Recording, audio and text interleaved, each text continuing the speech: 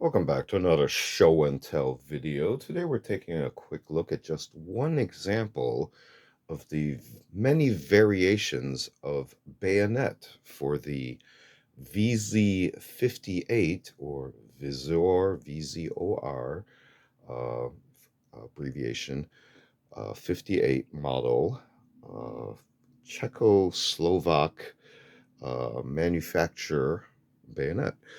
So this example has all the features of the late production variant, and I believe has markings for an early lot number from that particular manufacturer series. So let's go ahead and take a look at this.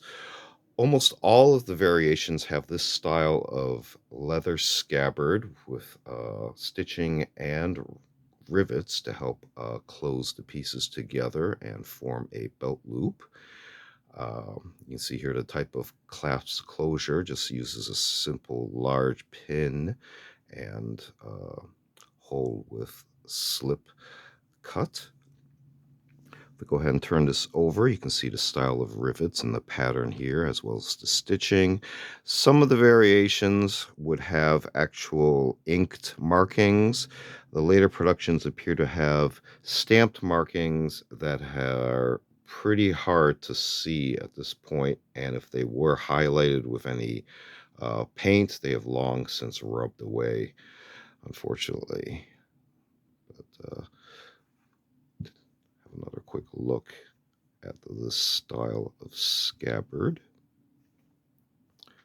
as well as this angle right here. So we'll hang at a certain angle on the hip.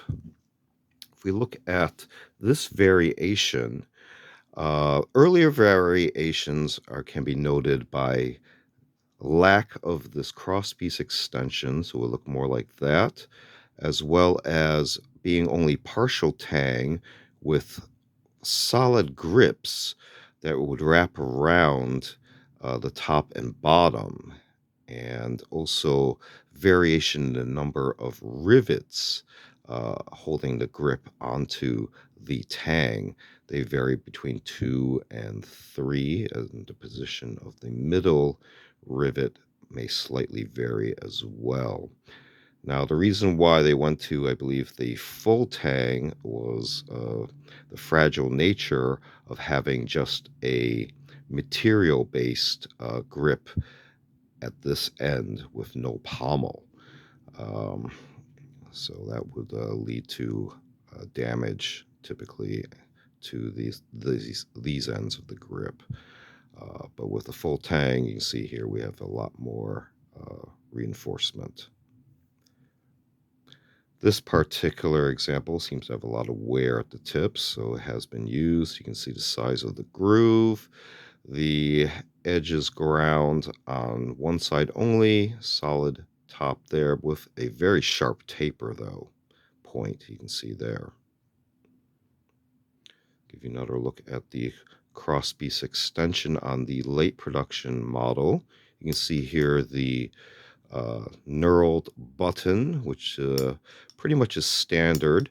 You can see how the locking mechanism works. And what is interesting about this style of bayonet, instead of being attached in this direction, it would actually clip on forwards and then lock into place, which is a bit interesting. But I guess would be a little bit easier within enclosed spaces, because you would actually then have to not go fully extended to attach this. You see here various cuts here as well on this model. Appears to be some sort of production flaw. I believe the later productions were actually cast blades, which might explain why we have a mold mark right there. Something was in the mold possibly that left a mark. Numbering wise, you can see here the numbers there, and instead of a number here, it is found here on this side. So that varies as well between the different lots as well as this numbering series here. So I'm not quite sure what year this was actually made, whether or not these numbers align to years or actual production series, because some of the references I've seen would actually have a letter and then a 4-digit number. This, you can see here, it goes, appears to be 2 numbers, 2 digits, a letter, character, and then 2 more, plus also the different position of having this series number in a different position here is interesting.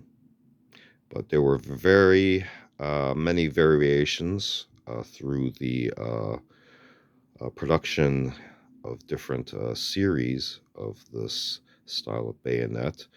The very first one, I believe, used all wood grips, and then they went to this composite type material.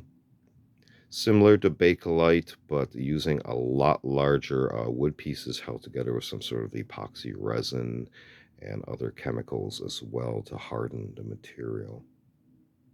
But taking a very quick look at just one example of the bayonet for the vz58 pattern, Czechoslovak manufacture.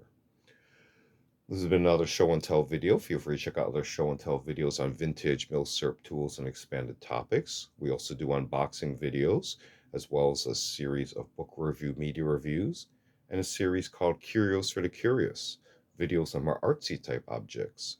Feel free to check all those out. Feel free to like and subscribe, and thanks for watching. See you next time.